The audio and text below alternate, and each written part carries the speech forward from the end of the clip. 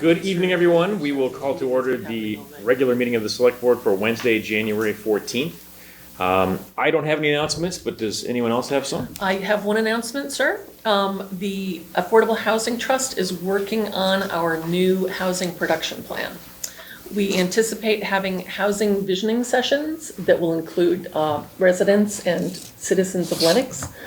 We don't have a confirmation for the place that we're having them yet, but it will be held January 24th at 10 a.m., which is a Saturday morning, and January 26th at 6 p.m., if all goes according to plan. We'd like you to join us for a conversation about housing in Lenox, and to talk about developing our next strategic plan for addressing our demographic and housing needs here in Lenox. We hope to have it at the Lenox Community Center, but we'll be confirming it, and I will be sharing the information with the Lenox Chamber of Commerce. If you are on their mailing list, you will get this information in the next email. They also have an Instagram page called Visit Lenox. And you can go on your Instagram account and sign up to follow Visit Lenox and get it that way. But otherwise, we will be posting this information on the town website when it's confirmed. Wonderful. Anyone else? No? Then we can move into Citizens Open Forum, where Lenox residents are welcome to address the board for up to 2 minutes. What's that? Oh, I'm sorry, yes, and we are recording. We have CTSB and Clarence Fanto from the Eagle. Is anyone else recording? No, great. Then I guess we can move into approval of minutes from December 17th. Chair, I move that we approve the minutes from December 17th. Second it. All in favor? Aye. That will take us to the consent agenda. So, Mr. Chair, we have 4 items on the consent agenda. First is donation acceptance request. Chief Pasucci seeks to accept donations in appreciation of the fire department in the sum of $25 and another one of $100. Another donation acceptance request for the police. Chief Smith seeks to accept a donation in appreciation of the police, one in the amount of $50, the other in the amount of $100. The third item is the ratification of the town manager's appointment of Jeffrey Simmons to the position of facilities assistant. Jay, do you need to speak in it? This is just gonna it's an. Oh, no, I'll just hold it and Yeah, if you want. hold. 2 seconds. Yeah. And then we have a special license request for a one-day all-alcoholic beverages liquor license submitted by Sarah Goodbelay of the Lenox Chamber of Commerce for Thursday, January 22nd from 5 to 7 at Bedford Hall, 104 Walker Street. Should we talk to the hold quick? Quick hold. Jake? About 2 years ago now, we hired John Gary to be a facilities manager. In the past, the town didn't have any dedicated staff to handle facilities, routine maintenance, custodial, that type of thing.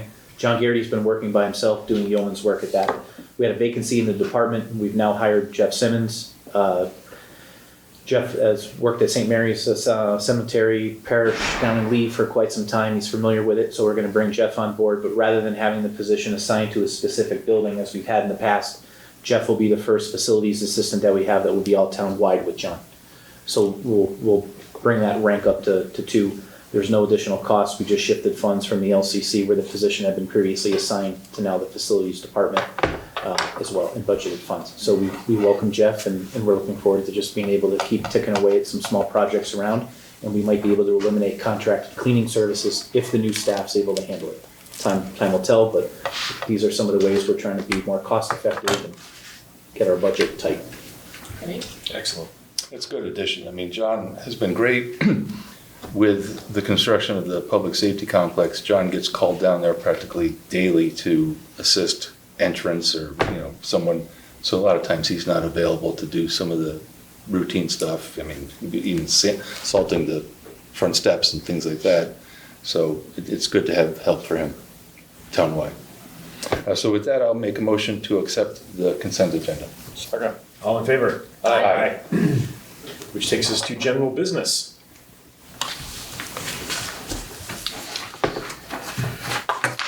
That's you. That's me, great. The first piece, I would hesitate with that amount of money. the first piece is to approve the general obligation bond and bond anticipation note, or BAN. We will vote to approve the sale of the town's general obligation bonds and bond anticipation notes dated January 21st, 2026, and sign related closing documents. I'll set the Excellent, yes. stage. There are two documents on the board's agenda tonight, two borrowings, two different groups. One of them is a large amount. It's approximately $30 million. That will pay for the construction and design costs of the public safety complex. That comes in at about $27 million. We are on target. That was our estimate. That was approved by town meeting. That's what we're finally now going out to a 30-year loan for. The other money that takes us up to about 30 are some smaller projects. Our downtown project, roads and sidewalks, that was $3 million in there as well. And there was a town meeting approval, I want to say a year ago in May, for $1.2 million to do the Holmeswood Terrace water utility project. And I think there's another $200,000 in there. The smaller amounts will come off sooner. Medium amounts come off in about 7 years, but the big one, the public safety, that's going to go out to about 2053. We talk a lot about bond rating. Standards & Poor's re-upped the town's bond rating to AAA and SP +1. That's the best we can get, which means we get very competitive rates. So the large amount that I just spoke about will be 30 years at about 3.74%.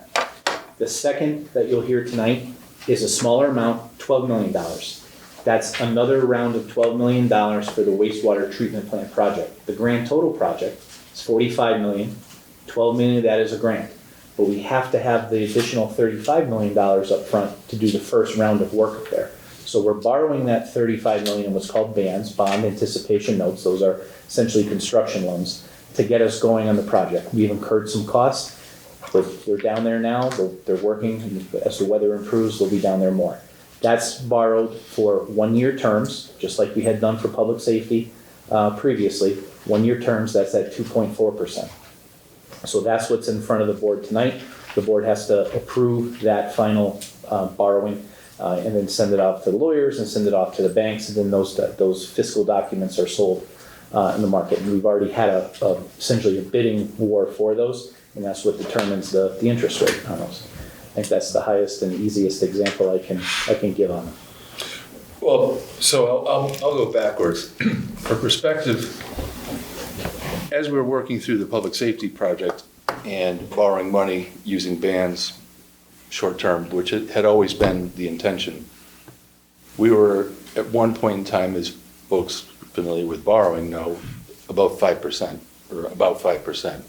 So that they're now at 2.4 is very good news for us in terms of the short-term bans that we'll be using as construction loans along the way to finance the wastewater treatment. That's probably a 3-year total completion project. So it won't go as fast as public safety, although the total price tag is higher at the end.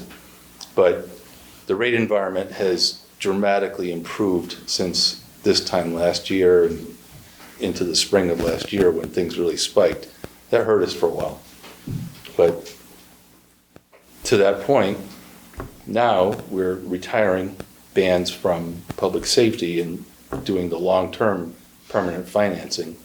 And to be under 4 at 3.74 is, again, a very, very favorable rate in the municipal bond market. Thanks very much in part to our strong bond rating. Also, the environment that we're in now in terms of financing. So timing was not on our side for a brief period of time, but we didn't long-term borrow anything during that bad rate environment. Now that it's improved, this is the time. The one final thing I'll add is that top rating that we can get from Standard & Poor's is not something that we should take lightly. There are legal caps to debt that any town can incur based on size and tax revenue. But I think before we hit that cap, we might hurt our S&P rating if we were to take on other projects, other big borrowing projects at this point. So I think people have heard me say it before, but it's kind of a cautionary tale about not thinking that we have such a good bond rating, we have great summer tourist revenue, so let's think about the next project to do. We need to digest these and be fiscally conservative. Yes, sir. So if you listen to some economists, they believe that the rates may continue to improve. may or may not happen, but if they do, is this an adjustable rate where we can can we refinance it? The ban we can, at the appropriate term, but not the general obligation bond. Okay, And then the USDA loan is already, when we go out to finalize that at about 33, 35 million, that's already at a very competitive percentage rate. So we should be in decent shape. The bans are the ones that Neil referred to last year that just did us in. We needed the money, the rate was high. We were watching and monitoring the markets with our financial consultant that town's used now for quite some years, and we pulled the trigger when we were right to go. We'll continue to do that, to Dave's point, with the rest of the temporary borrowing, the bans that we need to do for wastewater. And if those interest rates look good, we can always borrow the other round of 10, 15 million, whatever our engineering firm predicts for cash flow, and take advantage of a good market. okay, so when we convert that to a bond, obviously you can refinance a bond at any time, right? No, there's limits on that, on the bond, when you can do it.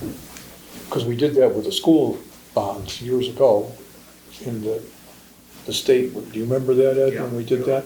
So we refinanced it. The state was still reimbursing us at the old bond rate, and we were paying less. That's right. That was a pretty good deal.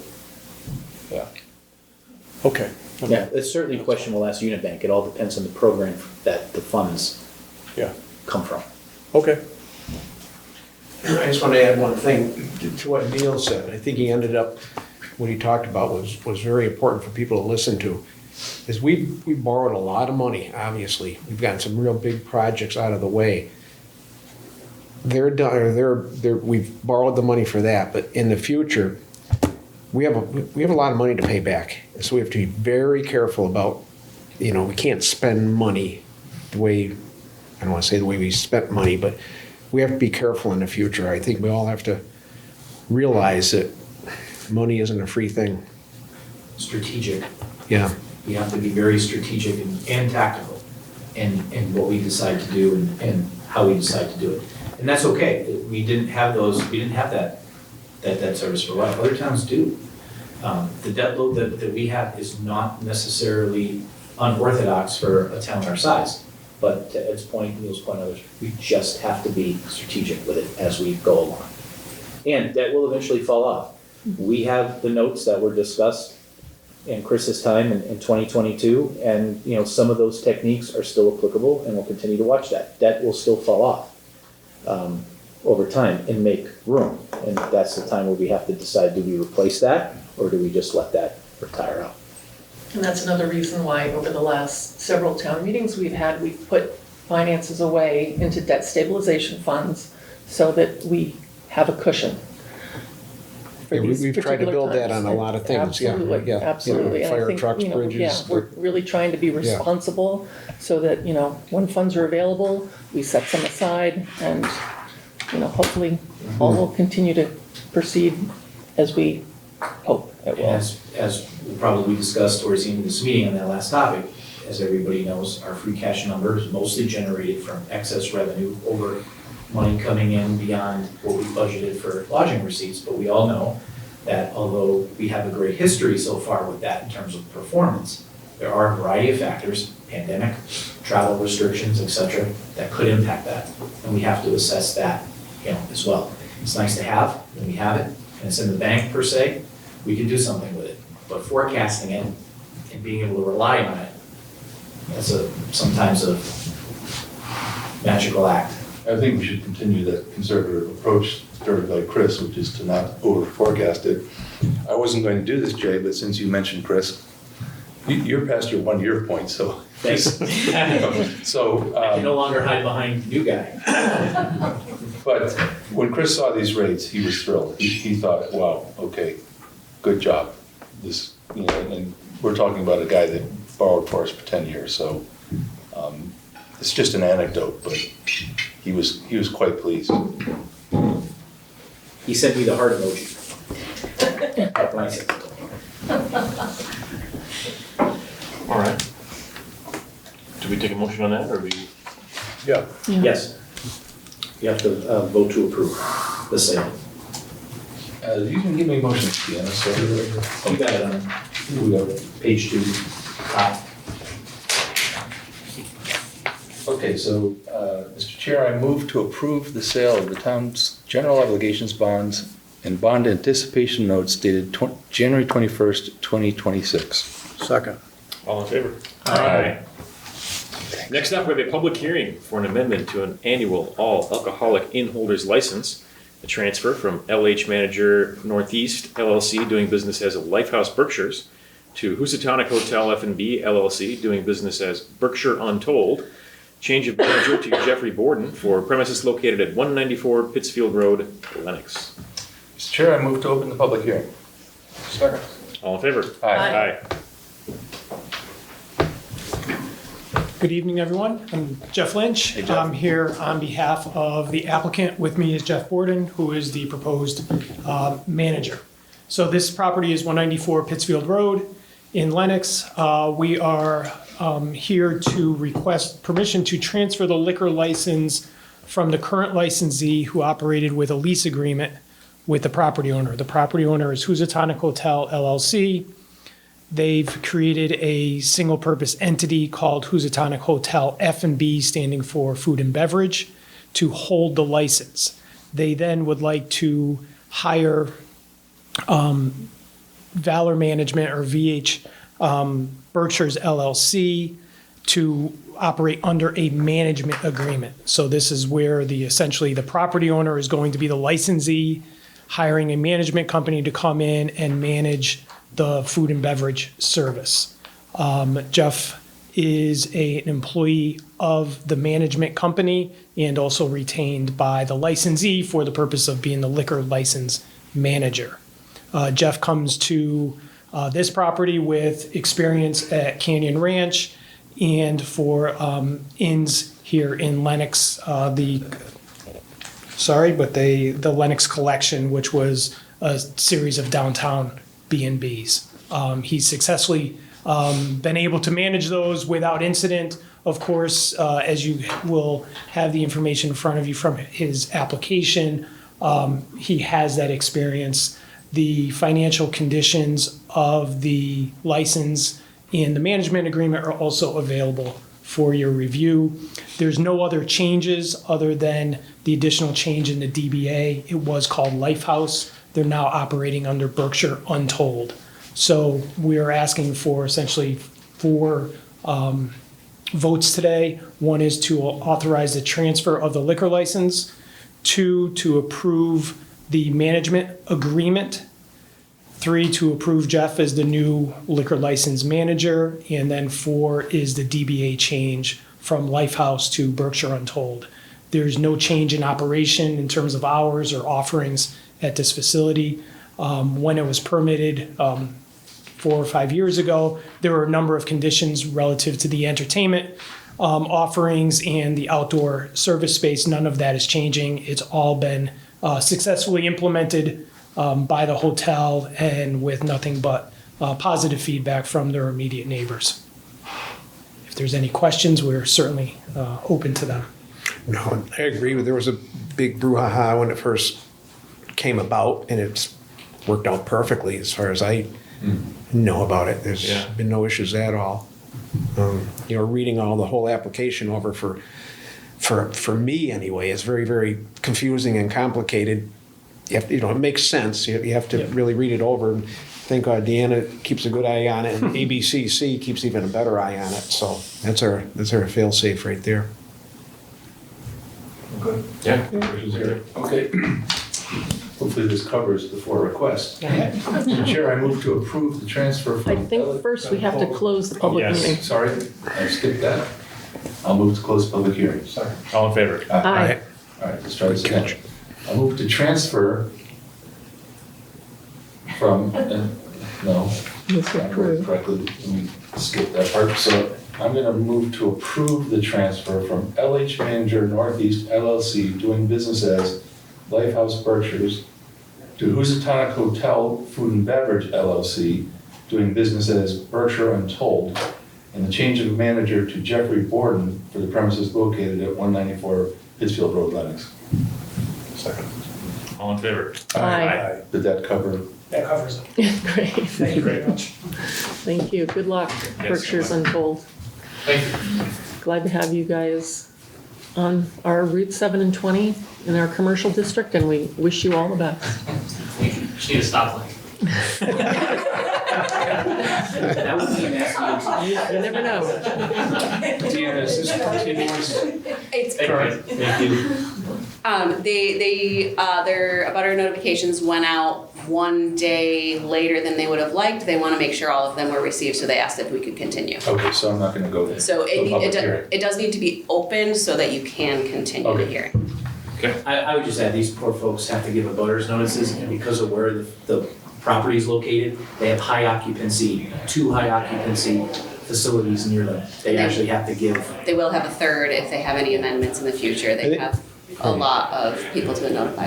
I think it's a shame they have to go through all that, and I know Deanna's been talking with just higher ups to see if that's really necessary, but to send certified letters to everybody and their brother is, these are these hidden costs that are baked into state statutes that cost small business owners. You know, like we thought, why can't they mail that certified to the management offices of those establishments? And the answer came back, no. So that's an added cost for these folks that are just, you know, trying to start out. right.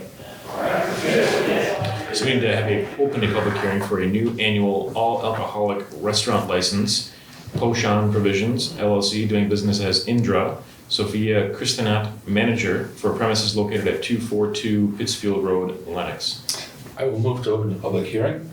Second. All in favor? Aye. And now, due to an unusually large number of abutters to this property, the certified mail notification was delayed. Therefore, the applicant's request that the matter be continued to the next meeting of the board to allow for all abutters to receive the notification prior to the hearing. So that is essentially a motion to continue this to our next meeting. Second. All in favor? Aye. All right, now I'll close the public hearing. We don't. No, No, no, no, not yet. Steve. It'll stay until the open next until we meeting. resolve it. Next up then, we have the Chamber of Commerce events schedule, where we will review the 2027 Chamber sponsored events. Hello, everyone. Hi, Sarah. Hi, nice to see you. It's been, I think, 6 months or so. Lots been happening. But I wanted to just come in and present our plans for the upcoming year. With the addition of a new 5-week program, everything else is kind of our classic programming. You'll see the 5 Weeks of Love. It just launched on social media today. Very excited about that. It's a 5-week program that focuses on some classic tenets of Lenox that we love. It's really member supported, so very low cost, member led. So the first one that just launched is Lenox Love Literature. So we're getting our bookstore involved, our library involved. We're highlighting the showing of the librarians that's going to be here at Town Hall. So just wanted to show you that this is what we're working on. A little update. We were working on our budget, and we have fully shifted to match the town's fiscal calendar. So it's still in process. Tomorrow is in a meeting with Jen and our new hired bookkeeper, and that's going to be the last meeting of transition. And so looking forward to filling in all that information, but the budget that I will be working on and then presenting to you will match the town. And as per what you had said earlier, we are running very lean, using the resources that we had. I have a strong belief in working with our members and having them, the more members you get involved, the lower the costs, and it's activization for all of us. So good things ahead. I'm available for any questions, and I also wanted to make sure that you know that you're invited next Thursday to our chamber annual meeting. It's at Benford Hall. You approved for drinks to be served, so thank you. But we have about 65 members and businesses that are going to be there, and you're more than welcome to join us. Great. Thanks, Deborah. Thank you. Excellent. Next up, we will discuss the state designation of Lenox as a seasonal community. As the board knows, just so members, folks watching at home as I redo this now. In an effort to combat housing issues across the state, the Healy-Driscoll administration created something through the Executive Office of Housing and Livable Communities called the Seasonal Communities Designation. The initial round of this sometime last year only designated a few communities, mostly on the Cape and a few out here. And then recently, the data points or the criteria in order to allow other towns to take on that designation changed, and Lenox has now become designated as possible one. In order for Lenox to become a seasonal community designation, once the state says, okay, you as a community fit that criteria, town meeting, the legislative body of a town, as we're organized, has to approve it. So before we get to that point, Eamon is going to present to the select board, because the select board is the body that has to make the decision. We'll put this into town meeting. So with that being said, I'm going to turn it over to our I don't know, you're just a great guy, Eamon. I'm just gonna say that. Our land use director and town planner, and I'm going to be his assistant tonight. Well, thanks for giving most of my presentation for me. This seasonal communities designation, it's a very exciting opportunity for the town. As Jay mentioned, it was created as part of legislation back in 2024, the Affordable Homes Act, which was a very comprehensive piece of state law enacted to help with housing affordability. Basically, in a nutshell, what this program does is give towns that are disproportionately impacted by seasonal tourism access to a set of tools to address housing that very few communities are able to use. So there are 43 communities that have received the designation, which is a little over 10% of the 351 towns in the Commonwealth, or municipalities in the Commonwealth. As Jay mentioned, 25 were received the designation through the Affordable Homes Act in 2024, and then just recently in December, another 18 were given the designation, including Lenox. And we received this designation due to the high rate of short-term rentals and second homes that we have in town, which I think everyone is probably pretty aware of. So there are a number of things that, if the town accepts the designation, that the seasonal communities, basically what it allows the town to do. Right now, the town has an affordable housing trust, or affordable housing trust fund. This allows us to go kind of one step further in terms of just addressing affordable housing. We could also create or help to protect and preserve year-round housing in the town. So whereas right now the housing trust can spend funds to protect housing for affordable, or basically its affordable limits are anybody making under the area median income. What this allows us to do is that the trust fund could spend money to say this housing can only be used for year-round purposes, and the state definition is that housing can only be used for somebody that's going to be there 10 months out of the year. So it allows you to protect housing for year-round residents to use. It also allows the town to work with other seasonal communities to establish a regional housing trust, so to address housing in a more comprehensive and take a regional approach. One of the other interesting things it allows us to do, and this is something that communities out on the Cape and islands are already doing and have been doing for probably about a decade or more, is that the town could spend money, or year-round housing trust could spend funds to develop or acquire housing specific or with a preference for essential public employees. So we could develop housing in town that our police, fire, teachers would have first shot at. And yes, town manager is considered an essential employee. Other things we can do. Housing can be developed specifically for artists. And another thing, right now I think communities there's a residential property tax exemption. It allows us to go above and beyond the 35% that most communities are limited to. Basically, the town could, if it wants to, after accepting this designation, we could shift more of the tax burden to second homeowners than other communities are allowed to currently. There's also a grant program that's been created through the designation. I think it's right now currently funded about $2 million, and it gives the town access to basically the whole spectrum of housing development needs, access to technical assistance, access to funding, everything from planning and zoning assistance, technical assistance to help establish that year-round housing trust fund if we so desired, and then funding for design and construction for new housing development. So some of the next steps, if the town wants to pursue this designation, we would need to have a town meeting in this May, accept the designation. There's a couple of zoning bylaw changes which need to happen, which are actually fairly straightforward.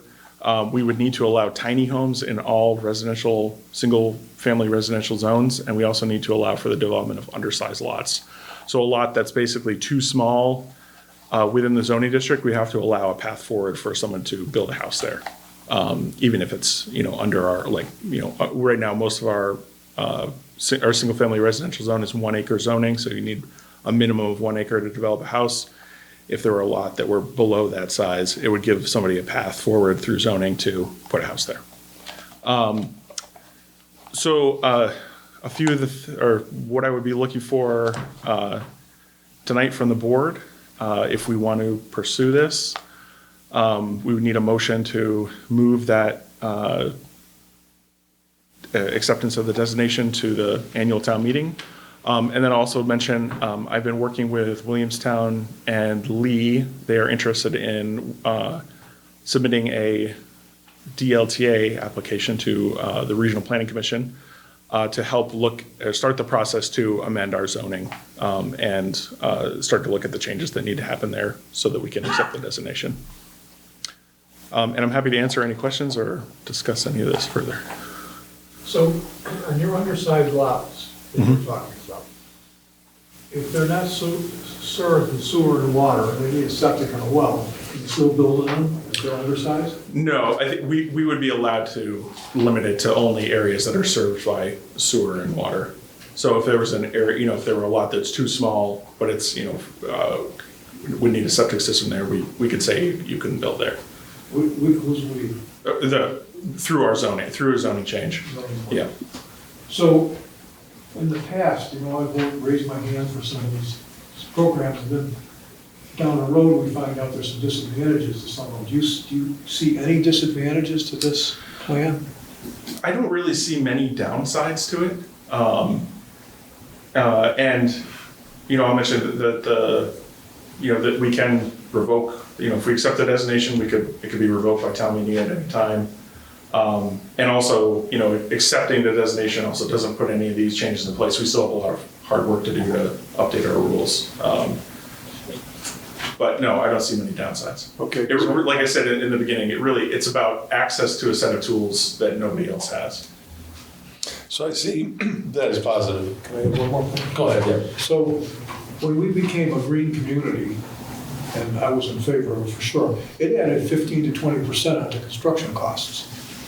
And that was a big no-no for most developers who said, well, then we're going to go to a community that doesn't have this, and then we can build an affordable house. So we're saying we want to create affordable housing, yet our actions belie that sometimes when we enact legislation or town bylaws that restrict that. So I think we need to be a little careful on that, so we have to keep an eye on it. But, okay. Well, at least in terms of the zoning changes that they're asking us to accept with tiny homes and with development of undersized lots, that certainly unlocks some development potential for the community, as opposed to restricting it. And I don't have an opinion for or against that per se, but it does bring up a density question, I came from a community which because they valued the rural character so much that they went from 1 acre to 2 acre lot sizes because they valued conservation of land and things like that. Very similar community in Lincoln, outside of Boston. So, I'm not saying pro or yes or no to this, but I think that that density question should be something that's talked about more than just tonight. Yes, and it's certainly something we've talked about with planning board. The other thing that occurs to me, I think I'm less concerned about tiny homes and small lots. Does this, we have to admit that we have benefited in terms of real estate value growth, that we've been an attractive place for second homeowners to buy. Maybe arguably the most attractive town in Berkshire County. The fact that we may not do it, but the fact that we could punish, tax at a different rate, second homeowners, does that dissuade our attractiveness? I'd like to hear from real estate professionals and things like that. Yeah. Stockbridge wants to say. I think it's a very good idea because it does unlock some money that the state has set aside for technical assistance. And given that Williamstown and Lee, which are kind of similar in their cultural character in attracting second homeowners and, having this great place to come in the summertime, I think that's an attractive option in helping our planning board develop sensible zoning bylaws that will continue to shape the zoning for these types of opportunities going forward, because we're still going to need, to Neil's point, to look at density. The planning board will get some assistance with the funds available through this to help shape the best zoning ordinance that we would have with regard to these things. We already have a year-round housing trust, so we don't need to worry about that. Looking at the designation regarding, the property tax question, that's a discussion that of course we will have to have another day, a very deep dive on, probably something to consider, over the course of months and with input from the community, and talking to our assessor, talking to, real estate people, all of that. But I do think that this is a wonderful opportunity to help us with technical assistance. And especially if we want to consider design and construction of any new development for home ownership, that would be a really great option for us to have. And again, these are options. This just sets us up for options.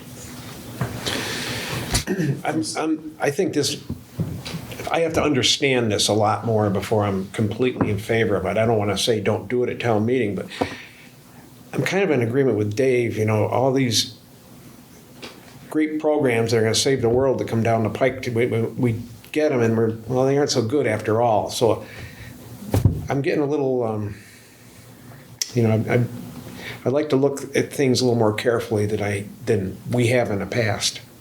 Not just sign on to everything that comes along. It maybe is good, but it needs a lot more thought, in my mind anyway, and discussion. I would agree. Are there any communities near us that have been doing this for a couple of years that we could reach out to get some? No, this is brand new. And so, some of the communities that were, I think, automatically designated back in 2024 may have adopted the designation already. I'm actually not sure if anybody's adopted it in Berkshire County so far, but Cape and Islands for sure. But it's very, very new. So, and do you know, is there any floor to the size of the lot? Can it go, how small can it go before it's? Well, the other thing I'll mention is there's right now what we're working off of to determine the parameters of this program are a draft set of regulations. Those regulations still need to be finalized by the state. They need to publish them. And then they will also, at some point, I'm assuming, publish some additional guidance that goes into greater detail. Do you anticipate that being done before a town meeting? Likely, what I've heard is that the draft regs will be finalized in February, and then who knows? I'm hoping that they will get them out to us before May. That's where the devil's gonna live, is in those Well, Yeah. Absolutely. what's to say that May is the deciding timeframe? There isn't. We don't, it's just the You earliest we do could it, possibly. you do it in November. Yeah. So I think we're hearing, I understand that the sooner we do this, there's potential money available to assist our planning/zoning board, your office. However, the difference between May and November, to me, makes all the sense in the world to spend more time trying to understand this, given that it's not even a final set of documents yet. Can I That's my question too. Is there a drop dead date on this offer? Not that I'm aware of, no. So we could in fact watch a community enact it and see how it works out and before we enacted it? I would say, to Dave's point and everyone's point here, it makes sense, I would say, to move ahead maybe with the DLTA grant, because that will probably answer some of our granular questions. There's a, I don't know the exact details of it, but there's essentially a state committee that's monitoring this, and I believe up until just recently, Nat, right. Thank you, I'm so used to Nat, I hear BRPC and I see Nat Carnslow, that's how I get it. Tom Matusko has been on it. Now that more communities here in the Berkshires have been, it's been heavily Cape communities. And now that they've opened up more communities in the Berkshires, at our last town managers meeting here that we just had last week, Liz Hartsgrove, the new Great Barrington town manager, who came from the Cape, she's immediately reached out to Senator Mark to see if we can get a couple more of our town managers on there to start to get more information. So we don't have to take action tonight. I think Eamon probably just needs direction as to whether or not we go forward with the DLTA grant, and we just keep researching it. To Neil's point about hearing from realtors, we start just discussing it, maybe have a workshop. People can come talk about it, and we'll keep getting as much information about it as possible. Does that grant come with any kind of stipulation? No, DLTA is just, we would just work with somebody from one of the staff members at BRPC to develop some zoning amendments. But really, it's just to have another helper in terms of walking us through this. And BRPC is so good because they understand the state regulations. They're kind of in touch with the state folks who are developing these guidelines and developing these regs. And so, as Eamon said, it gives us another staff person. And they can work with, and if we're working with Williamstown and Lee and helping to develop these guidelines for planning boards, not just ours, but for Williamstown and Lee as well, we're sort of benefiting from the many minds that are in the room and to get a good product for ourselves and, for other people within the county. And we could always, that work product that comes out of that grant, we can always adopt on our own. Right. And we could make Independent modifications, yeah. Right. Or not adopt it at all. Right. Right. But if we kind of don't take those steps and start looking at it. I think it should be researched. I don't want to sound disagreeable, but my own experience is the bigger the committee, the muddier it gets, as opposed to, action happens when it's a small group of like 3 or 4 people just doing something. And so just involving bigger and bigger committees. I mean, I get the BRPC monthly expense reports, and I'm like, holy cow. I'm just looking at it from the standpoint of, there's a $2 million pot of money that's designated for this, for technical assistance. We could be taking advantage of that technical assistance. Well, just to be clear, we can't access those funds until town meeting, after the town meeting vote. Right, but what I'm saying is if we put that, out there, that helps us do some of this research that's needed. I don't want to take ourselves out of the running. Yeah. I'm just cautionary at this point. Well, that's what the DLTA. It's so new. And will the administration still have this in place by the time that we address it? Because things keep changing everywhere. The DLTA grant is just, it's the research. That's one thing. Yeah. Seasonal designation. Yeah, we don't need to do that yet. Yeah. We'll just No, keep it's just researching. research. Keep in mind, there's a 50-year history, or much longer than 50 years that I can talk about in my work experience, where Boston treats us as like, you guys up there. And the Healy administration fought hard on changing how Chapter 90 funds were allocated. And it was a terrific idea, and then they got handcuffed, right? Oh, it was gonna be for 3 years, it's gonna be great. Then the Senate and House in Boston said, no, we're gonna let you try it 1 year and that's that. Which I'm just pointing out as a relevant example to how this idea might disappear next year.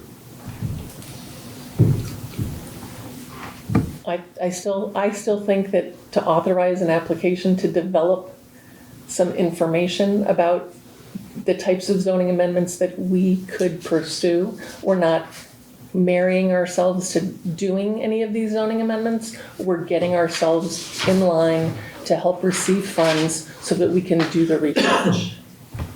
That's what the DLTA funds are for. I wasn't speaking in opposition to that. Okay, I was speaking in not signaling that we're all in on seasonal designation, because we don't know enough.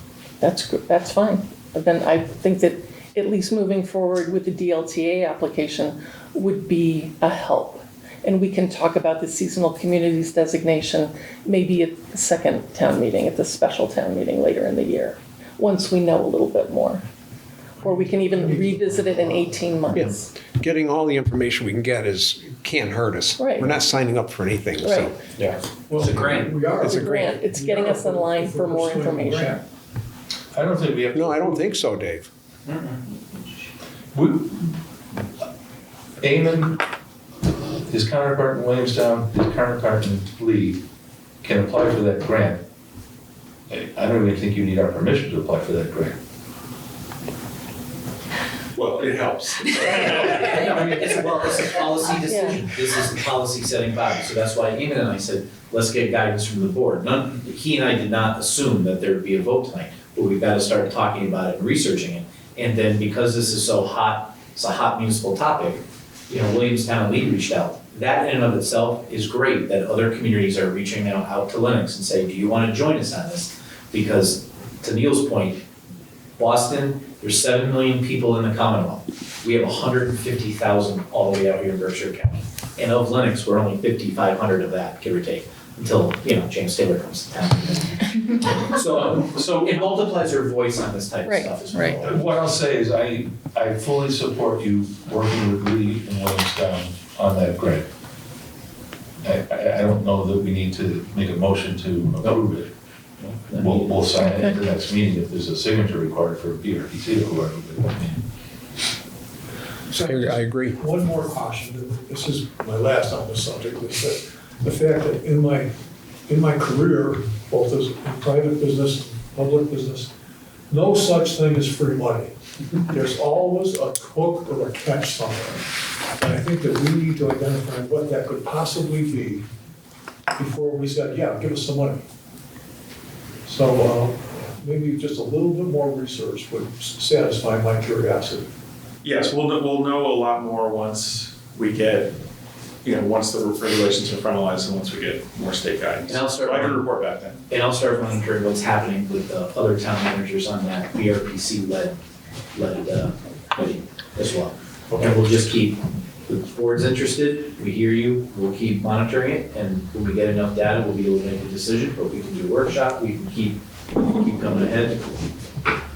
Looks like Mr. Velasco wishes to address the board. So, Tom Delasco, Chair of the Lenox Planning Board, we discussed this last night at our meeting, and we all kind of agreed that, yeah, there really can't hurt to have this designation. I'm not advocating that we rush into it. I think, waiting to November is probably fine, but I just wanted to clarify a couple of things.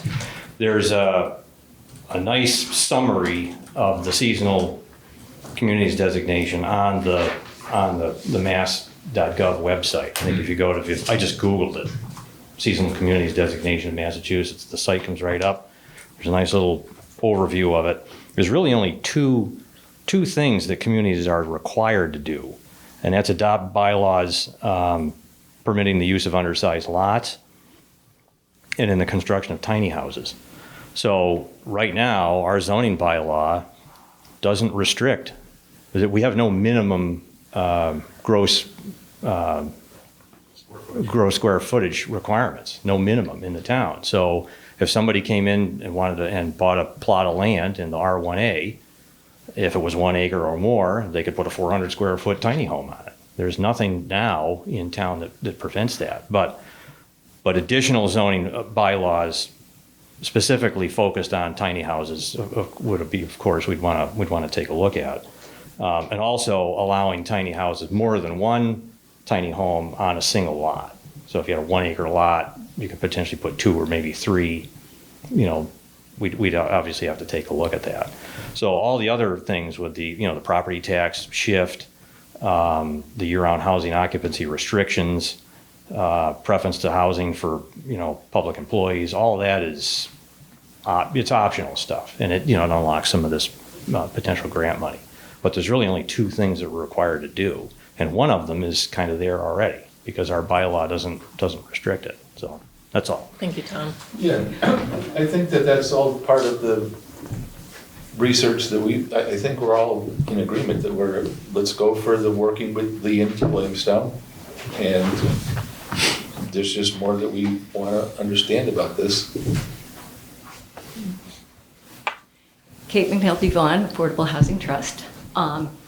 Actually, I'd like to add to what Tom said, because it seems to be, in my reading of this, that it does require a little bit more than just the zoning changes. It requires a fair amount of record keeping and tracking of things, which kept showing up to me as being really critical. The other thing that it may be good for you to know is that the town has certain places where we have a choice. So in other words, in this housing preference for seasonal community essential public employees, we may include a preference. There are other places where we can go up to a higher AMI. We could go up to 250% of AMI. But again, it's the town's choice. So there are a lot of things that we have to decide here. And one of my concerns when I read this was the number of times in each of the explanations when there were references to other chapters of MGL.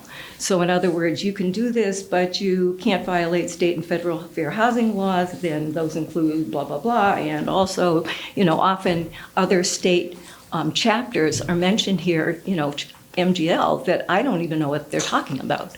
So I think that for me, I'd like to have somebody say, well, this is what that chapter covers. This is what that law is about. So I can gauge, what effect it would have on the decision-making that we would need to do as a town. And it is complex. I mean, I've underlined my way through pages of this and still have questions about what the meaning of some of these sections are. I do think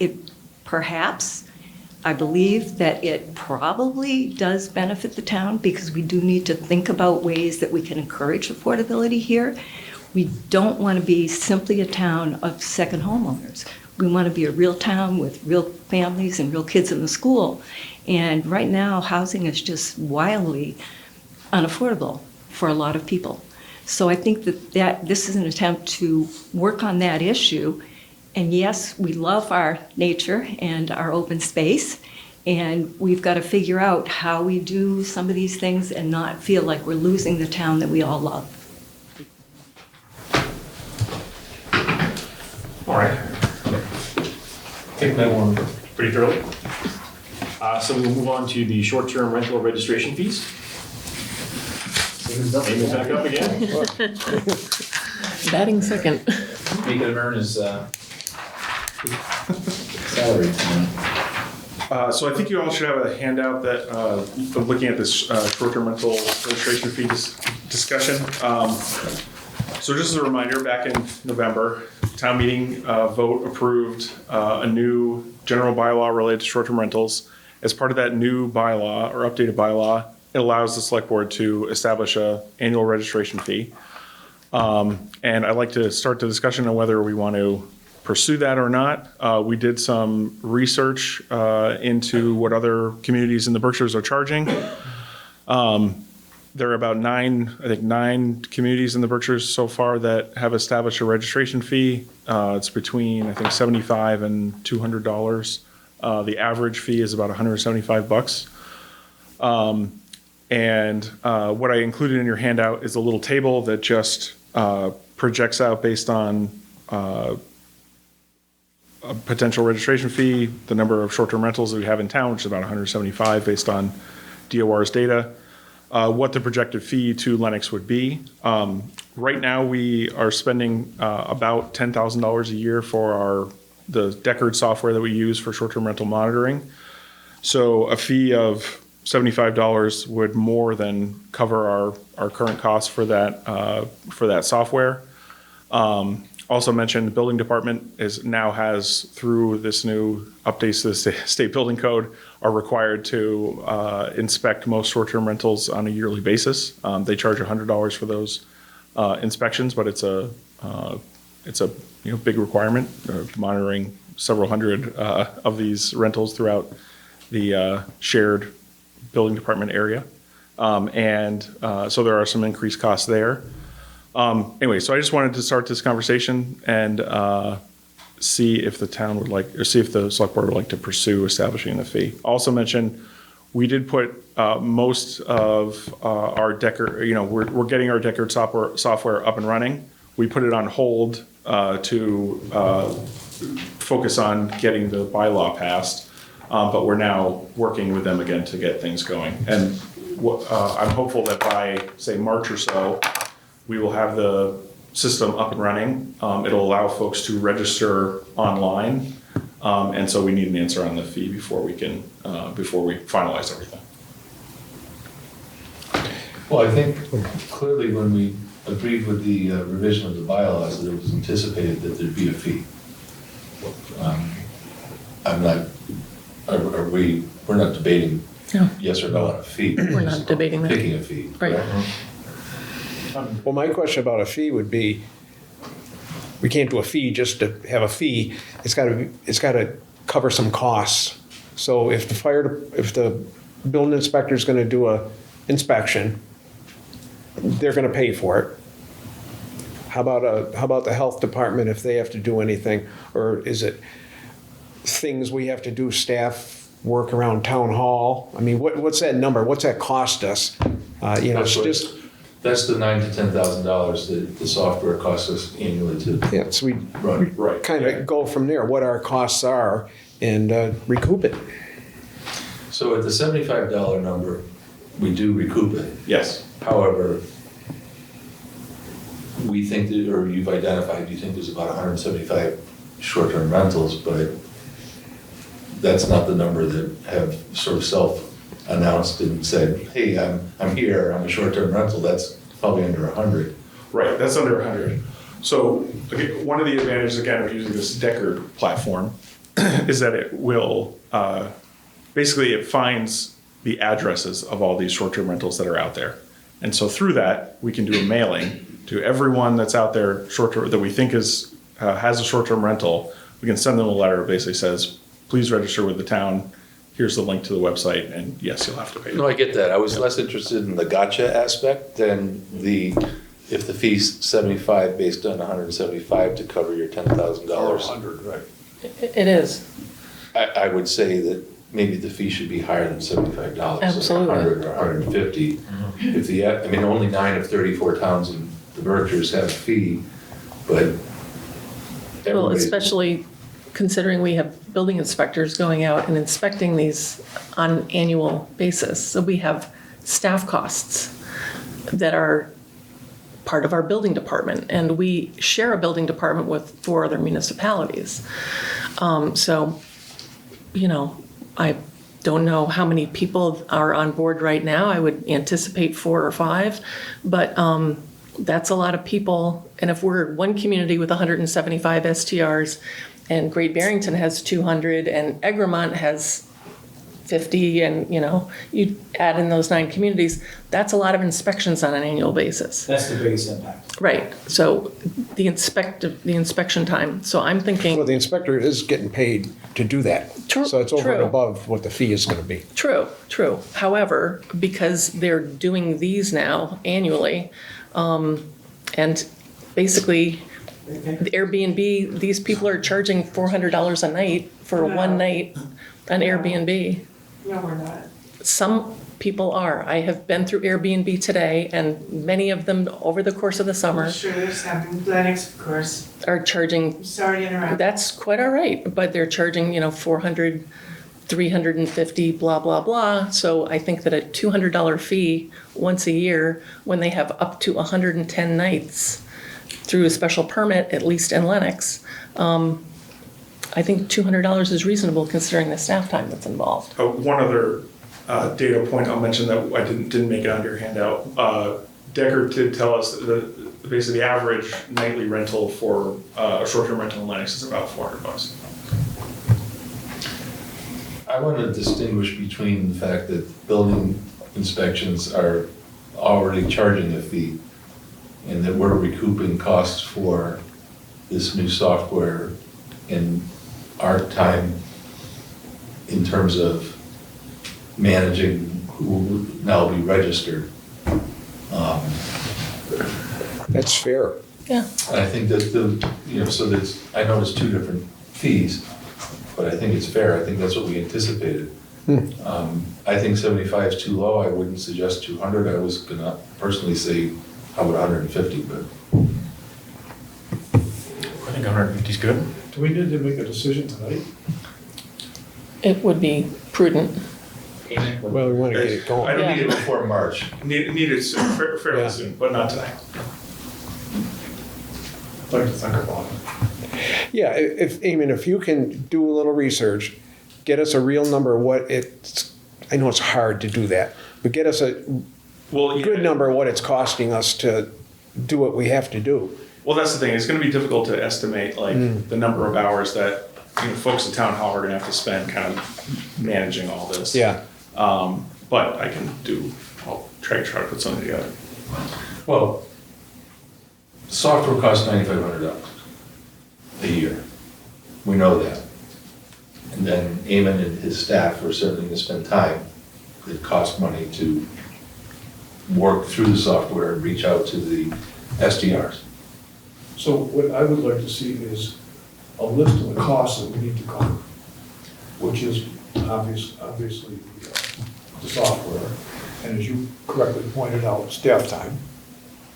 So we know the software cost. That's, Yes, we do. but I don't think Eamon can predict how much time he will spend because he's not using the software Okay, yet. but it's not zero. Correct. Okay, so we should have some sort of a guideline, maybe it could be this much, or it could be this much, and then we can decide. You can make an educated guess, I mean, it's not gonna be perfect, we understand that, but Right now, I mean, when somebody without Deckard, somebody has to basically come into town hall. They have to ask somebody for a form. Somebody has to help them fill out that form. So you're talking, I don't know, 10 minutes for 175 times? right. And with Deckard, it will streamline that process. But someone's still going to need to go in, especially kind of in the first few months of the year.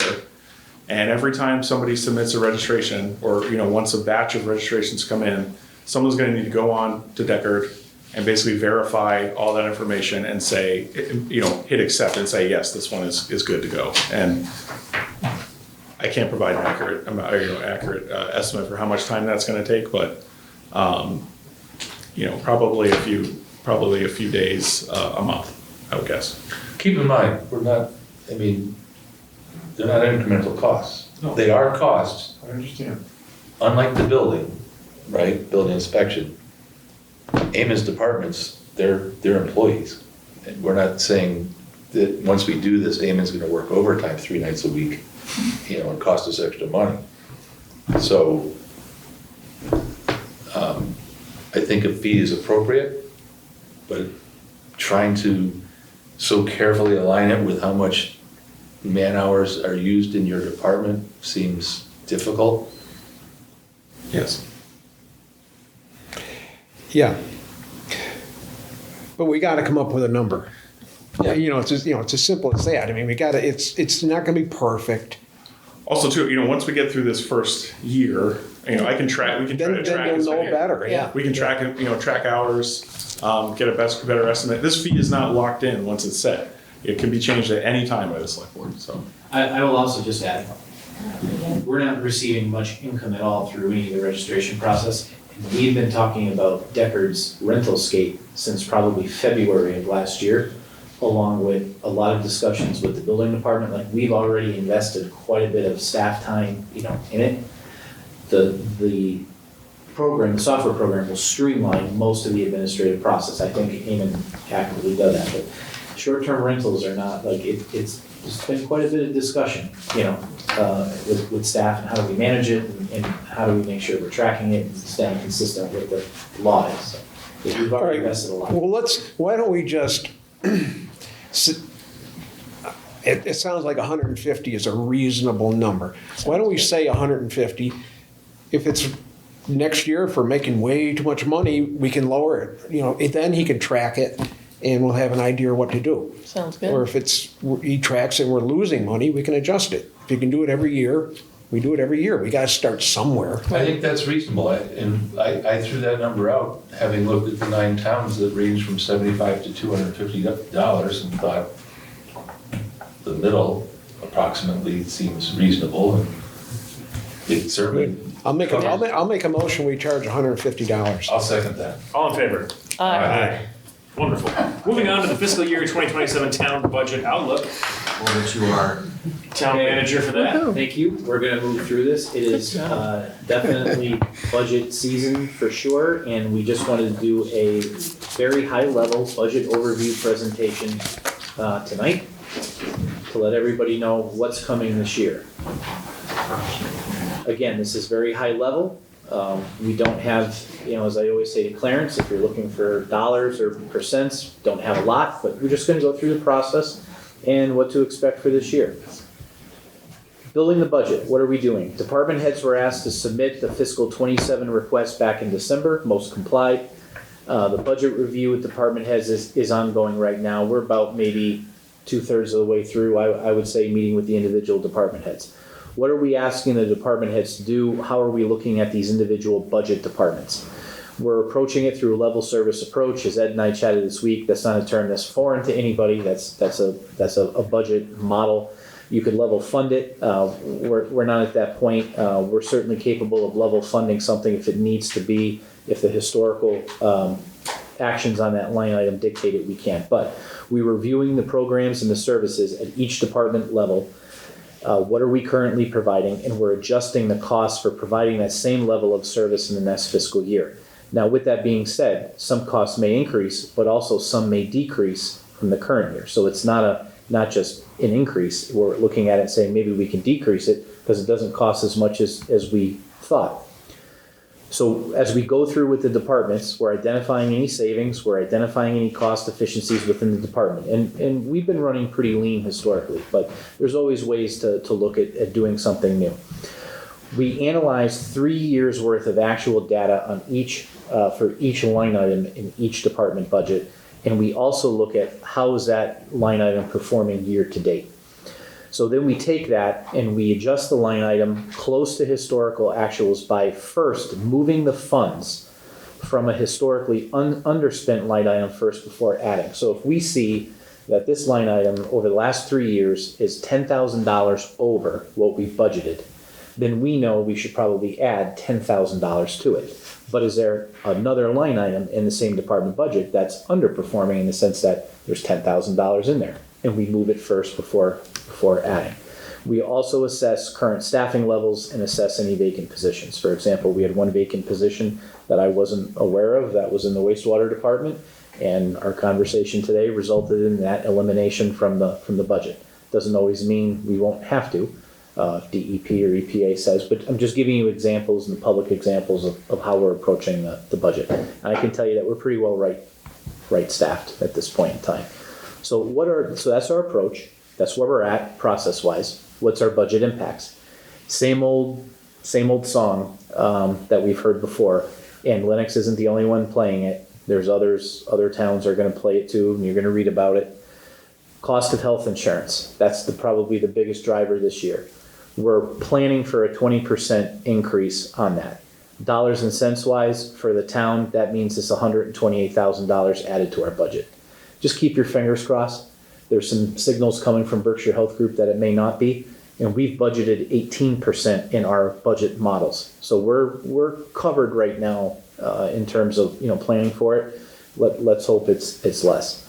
New debt service, we just talked about that general obligation bond. That's going to translate down to about a $2.1 million annual payment. That's for the PSC, road, sidewalks, water, sewer projects, as I mentioned earlier.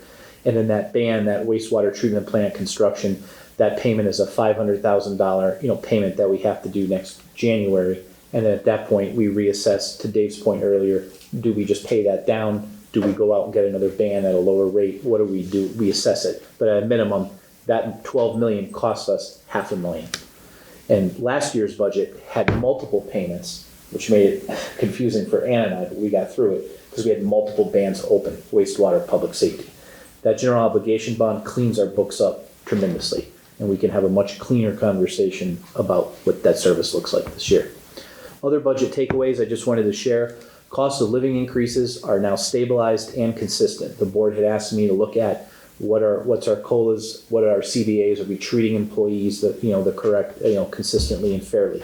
So we had 3 collective bargaining agreements, fire, police, DPW. We settled those last year for fiscal year 27. All town staff, including non-union staff, will receive a 2.5% cost of living increase. That's everybody. That includes the contractual employees, including myself. I float with staff. Can you go back? Sure, Dave. Yep. Yep. Okay. I can slow down. I tend to speed up.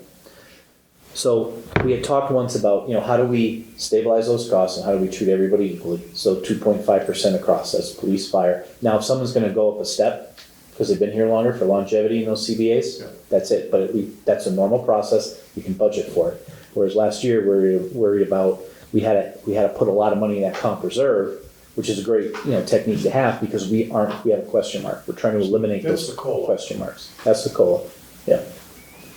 Staffing is stabilized. We do not anticipate any retirements. And what does that mean? What's that translate to? When you anticipate a retirement, particularly at department head level, you have to budget at least some amount of money. Chris uses techniques, solid technique. If you're going to bring in a police chief, you got to budget some money to have some overlap for continuity of information. With no retirements, we don't have to worry about that. That comp reserve number can get sharper and sharper, and we don't anticipate any new positions. Fiscal year 26 absorbed a financial assistant downstairs. Have been talked about for a while. We're pulling the trigger on that. That money's in the budget. Once we hire that person, we have a finalized, agreed upon salary that'll live in there, and we have the deputy fire chief position sitting there too. We paused that because Chief Kasuchi arguably has his hands full of the new building, but money's in the budget for it. We'll move ahead with that sometime this year. That's it. Jerry, our comp reserve, I know we got hit a couple years pretty hard in that. Yeah. With people that have been here a long time, and we had a big payout. Mm-hmm. Now, are we structured now so we won't face that? Yes, Chris took steps in late 2024, mid to late 2024. They went into effect late 2024, along with Lindsay and our HR director, to begin to control that. So Carrie, I think, Sullivan, poor Carrie, I have to pick her out. She was one of the last ones, and Chiefs O'Brien were some of the last ones to get that. There were also a few people that just had payout agreements to clear the books and clear that financial audit liability that we had on it. In the 2 employment agreements that we have with the fire chief and the police chief, there were about 70 hours that were with the previous gentleman who had those. We've reduced that number down to 30 for both chiefs. So we can control those sick time buyouts. So when they're ready to retire, they will get paid for any unused vacation time. Right. But the sick time is part of a negotiation. It was in there. Rather than 70 that we had before, it's up to 30. So when that, and they have to give us ample notice. And the point with the notice is so we can budget for it. It's not a problem to budget for it, but we've got to know. Rather than mid-year, hey, I'm retiring. Oh, and here's your liability for my retirement. If you don't have it budgeted, you're in the red. So I think we've got that. But I think we can do a little bit more work on that too. Our goal is... Is that true for the school system too? I have no idea. I do not know about the school. Because I heard somebody's retiring and getting paid for like 90. It depends if that's an employment agreement or if it's collective bargaining agreement. Whatever the hell it was. So. That had been in the previous contract, so when we negotiated with, it's a nice recruitment and retention tool, but it's not obligated by law. Like, next time the fire chief and the police chief changes, if we find it's costing us much money, we can take it out. It's not in my contract, so if I leave, I lost all the sick time in Adams when I came here because of the transfer. So it's becoming to be like a retention tool, for people to say, hey, you've earned it all these years, you can't really benefit from it. But from the town management side, you want to control that exposure and when, so you can budget for it.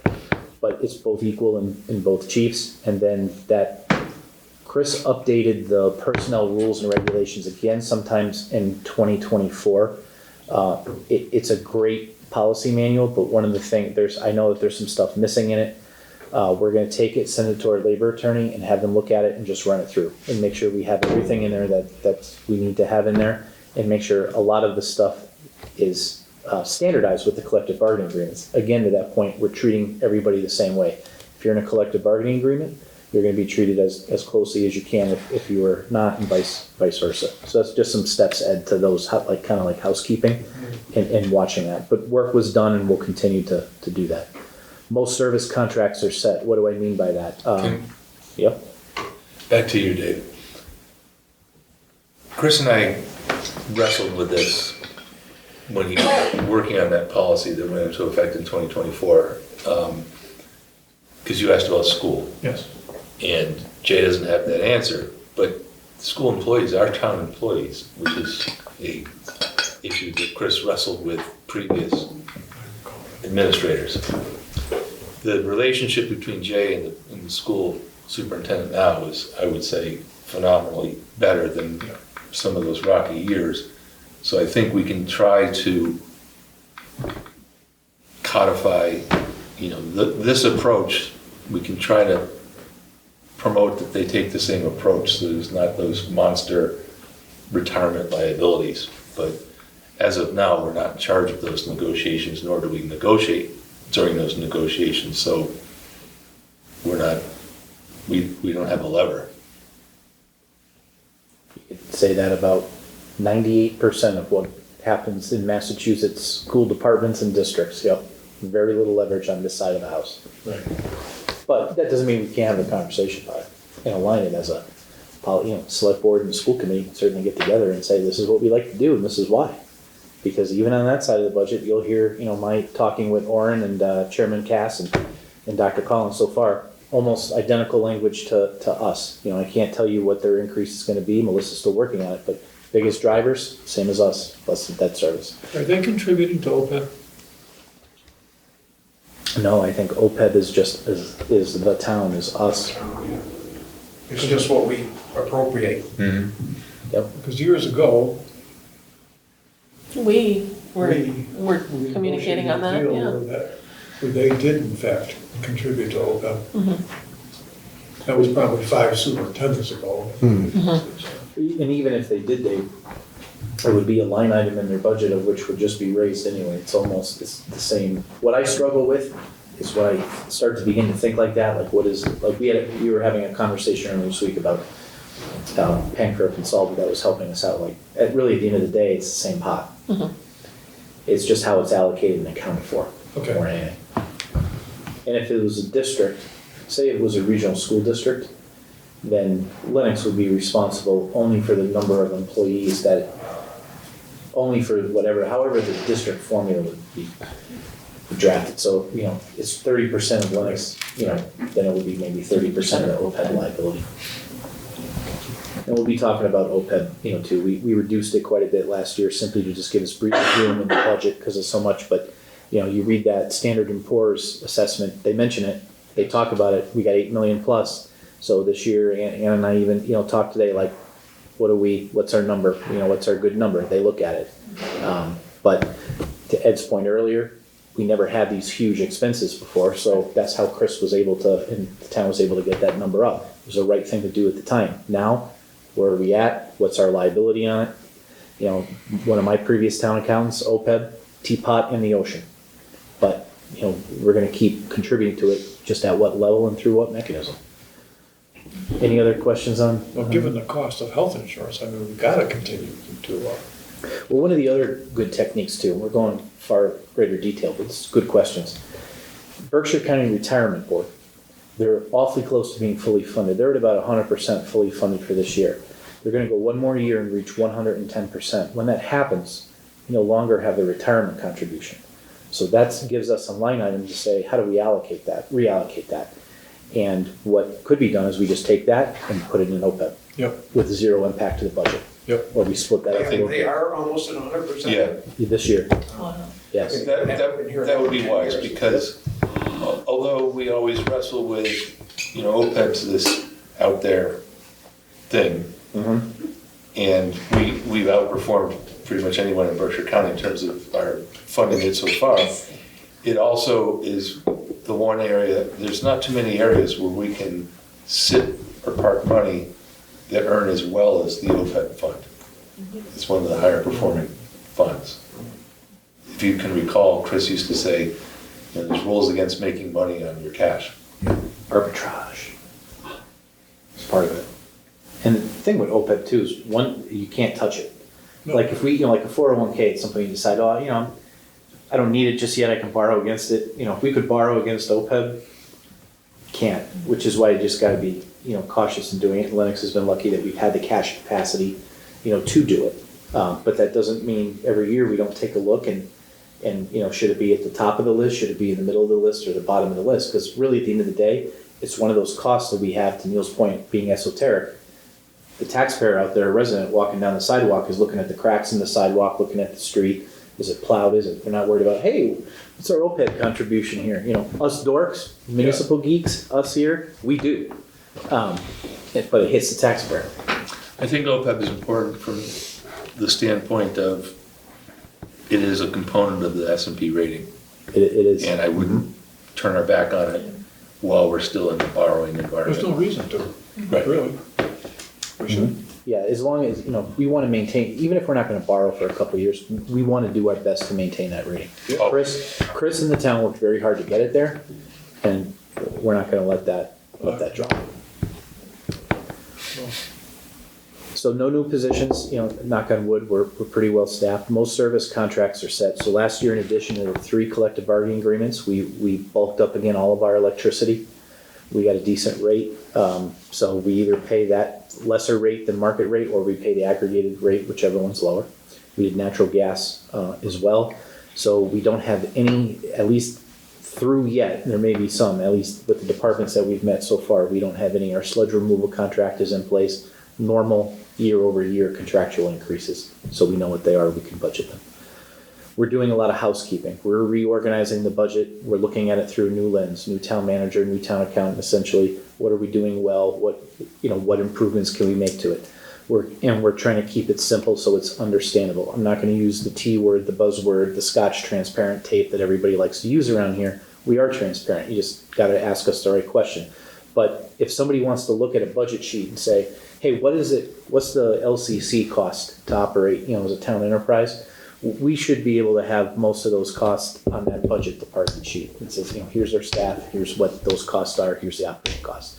There's always ancillary stuff in those other departments, but if somebody says, hey, what are we doing for police? We should be able to do that. So that's some of the stuff that we're... Town report, they can do that too, but there's some, for example, best example I can give you. We have a co-responder. You just read what happened in, Hinsdale. Co-responder is just modern law enforcement. We share it with Stockbridge, we share it with Lee. Right. When that came on, there were strategic decisions made. We're gonna use ARPA funds for that. Then we're gonna use OPEB funds for that. Well, ARPA's gone, and when you read the enabling legislation for the opioid funds, they've tightened the usage on that. So now we're gonna budget that in the police department budget. It's the police department function.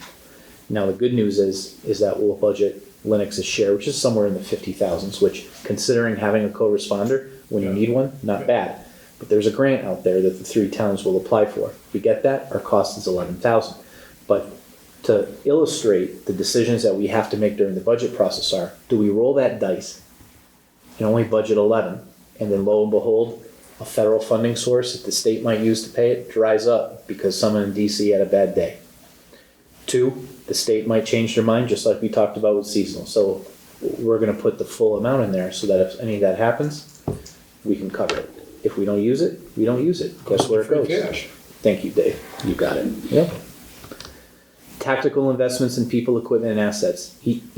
Last year was a tough year. We've heard from our residents and our businesses, but at the same time, it's our obligation to invest. So this isn't an austere year. This is just a real tactical year. So the budget will take into consideration training, things like that, to keep our staff up. What tools do they need to do the job and keep delivering our services, and investing in our assets, our buildings, infrastructure, et cetera. But on that, for example, and when we talk about capital improvement plan, every year we've allocated $500,000 from free cash for paving program. Bill's got some projects that we want to do, but we don't need the $500,000 in free cash this year. You look at the other 4 years on the CIP, $500,000 is right back in there. But this year we can do $250,000 of paving using Chapter 90 money. Why? Chapter 90 increase. Right. So As you point now out, that this is frees what- up that $500,000 of free cash that we can allocate or put away for a rainy day somewhere else. It's not certain that it won't continue, but they only, No, they approved it for a year. yes. Yes. The additional We can't 100 count million on is it. only a year, yeah. MMA, when we go to MMA, we'll beat some people up, make sure we get it again. We'll beat up Paul Mark, Lee Davis. Strategic use of debt stabilization fund and free cash, we've talked about this before. What techniques do we have to mitigate the debt service impact? We have that debt stabilization account. We also have really good free cash here, 5.5 million. So, we'll put a menu together and we'll discuss, particularly with the finance committee, what's our technique to kind of mitigate that tax impact, on having this debt. That Again, 5 million free cash, a lot of that was river money, wasn't it? yeah, so it won't repeat next year. Right. Which is why we're gonna be, we'll spend a capital figure, I think that's on it is, great. Capital improvement plan, we're updating it, we're looking at it, keeping it fresh. We're maintaining our historical investment level across all departments, so that's my point. What we'll spend this year is around the same consistent number that we spent before, maybe a little bit more, because we've had a little bit more money, but we don't wanna deviate too far, saying, hey, this is a great free cash year, let's go wild and spend it, because we're not gonna get it again next year. Again, it's that conservative approach. And we're also gonna identify areas where investment lags. We've made a lot of investment in certain areas. We know from, conversations I have with the 5 of you where there's areas in town we need to invest in a little bit. And the CIP, will reflect that. And the beauty with that CIP money, that capital investment money, is it doesn't go away. Even if we don't get to it simply because we don't have the time to execute a project, it always lives. It stays there with it, unless we go back to town meeting and ask it to be released. In the time identify ways to leverage robust free cash year for future investment projects. That's what I was talking about. We had a great year, so we'll put some money away again for ambulance, for fire, debt stabilization. To that point about having those specific stabilization funds. And before I took the job and watching all of our meetings, I can remember Dave bringing up the idea of a stabilization account specifically for our 2 bridges, Lenoxdale and New Lenox. And I remember sitting there thinking, that is a great idea. Lenox has the ability to do that. We have that. Now is the time to do that. So we'll be putting together a proposal to create a new stabilization fund for future bridge repair. Bill is working with engineers to determine what those costs are. First of all, they are in a state of good repair. Some decking probably should be done on the Lenoxdale Bridge. Yeah. I got asked by our interim to dive deep into the reports from the Bridge Inspection Division of DOT. They're in. They need work. They need, cosmetically, they look like they need work. They're in phenomenal shape compared to most of the bridges around Berkshire County. And we only have 2. Right. And we want to keep them that way, if not improve them. But we need to, as we do that, let's talk more with DOT to find out where the line ends between them and us. Yes. So that's a proposal. Doesn't mean we'll do it, but these are the things that we're talking about now. Propose to use a percentage of Reston River earned interest towards mitigating debt service. We took Reston River, all 26 millions, invested with a professional investment firm with an anticipated return. If the markets don't perform well, minimum's probably $800,000 a year. If they perform really well, we could get upwards of 1.1 million. The idea is to take 80% of that earned interest and put it into debt stabilization to mitigate that impact on our taxpayers. Exactly. And again, a couple of different techniques how to do that, but we'll have to have a town meeting warrant article to allow that mechanism to work, and we'll be working on that as well. So when people sit at home and say, geez, we have all these costs, we're working on ways to mitigate it, to do that. Any questions? We've been interrupting you the whole time. No, that's why we did this. I'm sorry. No, that's fine, Dave. That's why I'd rather have questions than So just. I've got a yeah. really random question. I was at the MMA conference 2 years ago, and there was a very big discussion about sludge, and that the sludge costs had almost doubled that year. And I'm just wondering if they've returned to some more nominal levels. No, okay. No, and it's still the same firm, which is Senego. Yeah, No, Adams, not we use the Millsay. same one. The transportation costs have increased, and every year there's an escalator for diesel fuel. It floats. If diesel fuel reaches a certain point, there's a surcharge on it. But we're right in the middle of, I think, a 3-year contract with them. Oh, okay. So again, as I said, our contracts is what we know what they are. Okay. But when that contract ends and terminates, Expires, yeah. and they're up for renewal, or we have to go out for bid, It'll jump. it'll jump. Okay. But it's don't hold me to this, but I'm pretty sure it's 130,000 line item in the DPW budget. Wow. And it's trucked to Danbury, Connecticut, and burnt in an incinerator. Oh, I thought it was going to Canada. Fertilizer out of it. No? No, I'm pretty sure it's going to Danbury. That was something else that you're Okay, thinking of. yeah. It used You're to right. be reusable like that, not anymore. Yeah, yeah, PFAS. right. PFAS was the one, Yeah. yeah. Yeah. But, and that's why plants, like the joint one in Williamstown, North Adams, Yeah. their revenue model was to turn that into usable mulch. Right. But because of PFAS now, that model is no longer working. So if we think we're in bad shape because we have to invest 45 million in a plant, Right. that may be even worse shape eventually down the road because they have to change over their whole process model because of that. And again, costs, DPW budget, well, at least on the water and wastewater side, lab costs going up because now we're mandated to test for PFAS. We have to test for it coming into the effluent stream on the water side, and we have to test for it going out on the wastewater side. Mandated. That makes sense. Yep. But Unfunded. I thought that was really an interesting thing. we will, Never knew. we're upgrading, so Nerding out on sludge. Yeah, right. if we're successful, less.